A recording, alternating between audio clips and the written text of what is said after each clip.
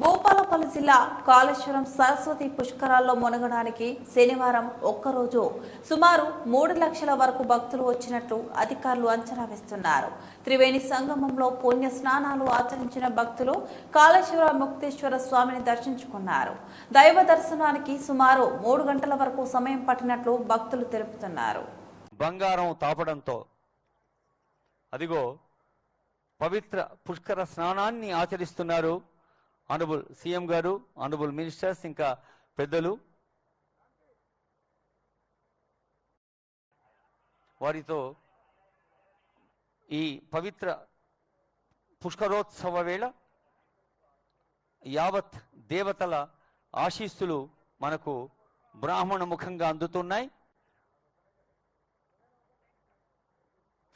కాళేశ్వరం దేవస్థాన ప్రధాన అర్చకులు, అర్చక స్వాములు, వేద పండితులు ఎందరో పాల్గొంటూ ఉన్నారు.